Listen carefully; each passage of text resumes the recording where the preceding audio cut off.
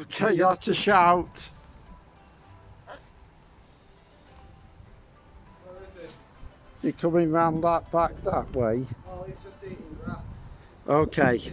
What's up, buddy? Louder! What? Louder! What's up, buddy? Welcome back to All the Castles, a show where we visit all the castles in the UK. Now, you may be wondering why I'm over here. Well, there's a horse over there, and I'm scared of horses. Anyway, this is our first castle up in Scotland. This is Torthorwald. Okay. Right. Okay, as Simon said, we are being pinned down by a horse here. I think he's friendly, but he is just nudging us a bit too much. So we've retreated into the inner part of the keep, which is not a terribly good idea because it isn't entirely stable. But I'll give you a bit of a tour of it, nevertheless. Yeah. The castle was built either in the late 14th century or the 13th century, either by the Kirkpatrick clan or by William Carlisle, who came into the family by marriage, but that was as late as 1425.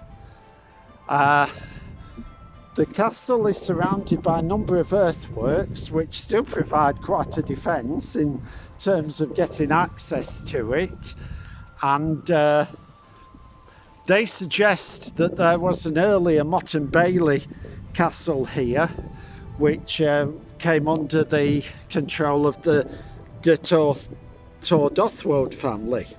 The problem for the Torthorwalds was they had lands on both England and Scotland, so they had to pick a side when war broke out in the early 14th century.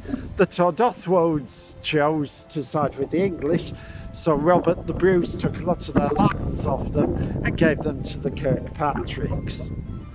And so we think that they were responsible for this tower, but it's been tweaked about quite a bit.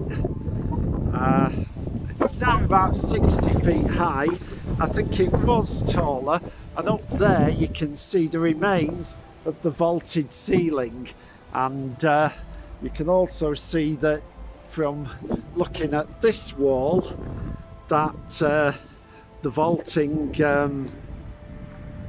was also in place above the basement. And there is a stone staircase somewhere. Can you see the staircase from where you are?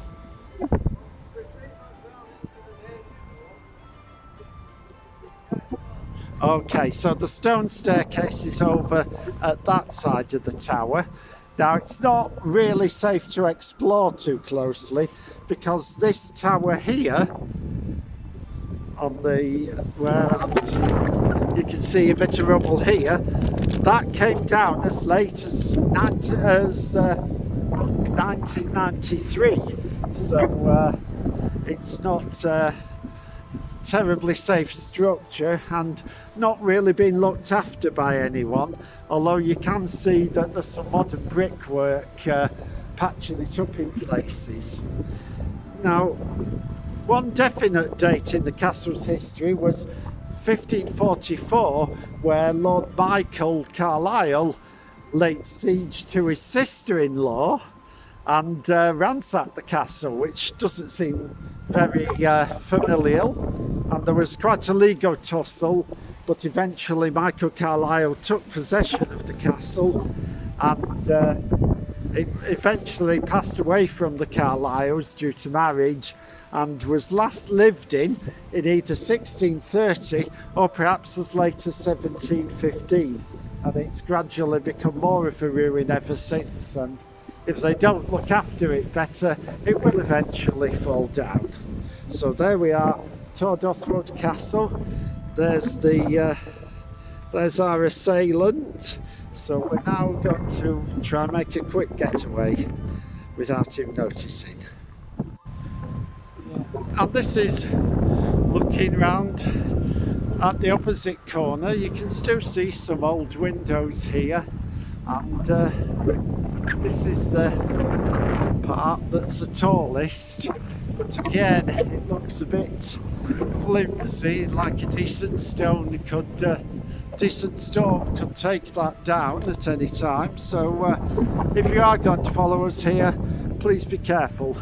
One thing it does have going for it though is this marvellous view out over to Criffle. Wonderful. Right, getaway time.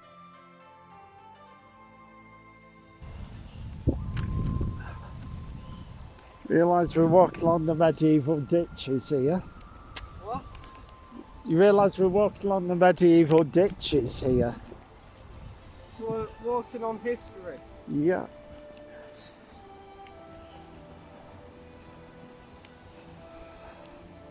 Anyway, are you alright? I'm fine. The horses get you. No, he just seems to be getting slight. I think he was just nudging, saying, "Come on, where's the food?" But when you don't have any, you wonder how much more persistent he's going to get. Before what? Before sort of rearing up something. Ah! What's Oh, happened? I've got my feet soaking wet.